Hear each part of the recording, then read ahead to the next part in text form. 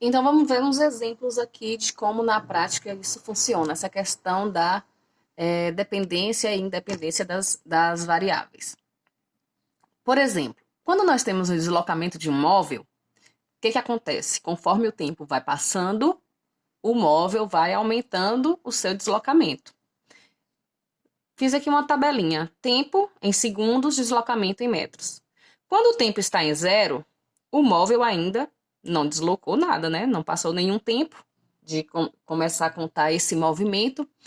Conforme o tempo vai passando, passou um segundo, ele andou 3 metros. Passou mais um segundo, ele andou 6 metros.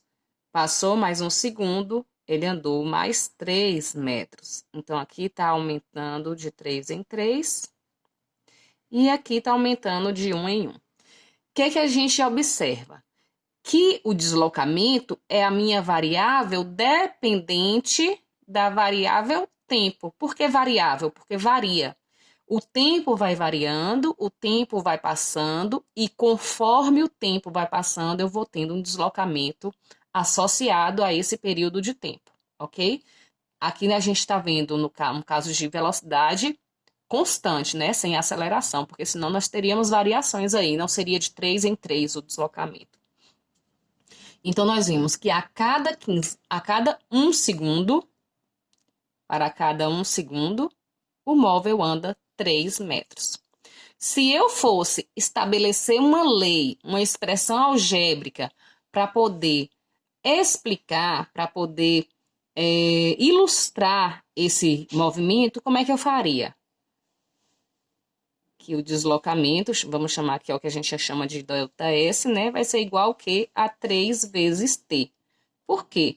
Porque quando passa um segundo, o móvel anda 3 metros. Então, aqui, quando andou 1, ele andou 3. Quando passou um segundo, ele andou 3.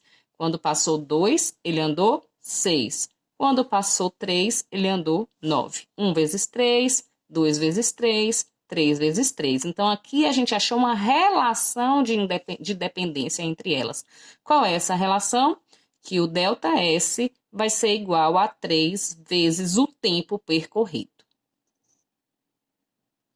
Um segundo exemplo. Uma situação hipotética aqui de leitura de um livro. Conforme você lê a quantidade de páginas, o tempo vai passando, você vai lendo mais páginas, ok? Então, aqui eu tenho uma página, quanto tempo uma pessoa hipoteticamente leva para ler uma página?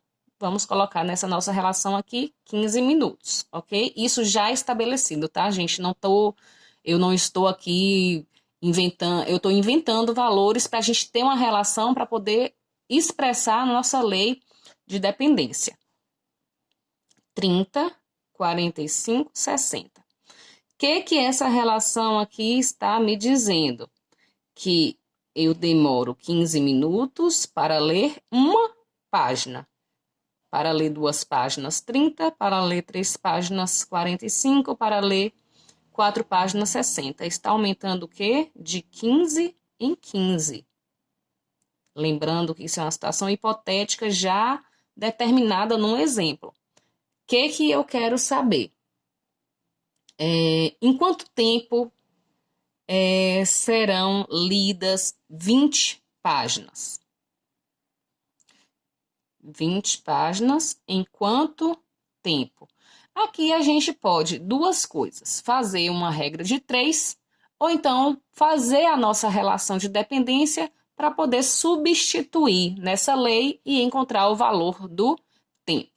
Nesse caso aqui, qual é a variável dependente e qual é a variável independente? A variável dependente é o tempo t, ok? Por quê? Porque o tempo passa, conforme o tempo passa, na verdade, conforme o número de páginas aumentam, o tempo aumenta em função desse número de páginas. Observe que o que vai depender? O tempo vai depender de quem? Da quantidade de páginas, ok? Então, vamos estabelecer a nossa relação. Vamos chamar aqui páginas, número de páginas de P e o tempo de T. Então, como eu poderia estabelecer essa relação? A quantidade de páginas está sendo a nossa variável independente, então o tempo vai variar de acordo com as páginas.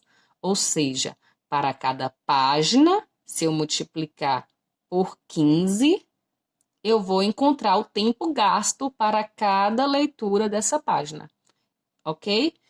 1 vezes 15, 15. 2 vezes 15, 30. 3 vezes 15, 45. 4 vezes 15, 60. Montei essa relação.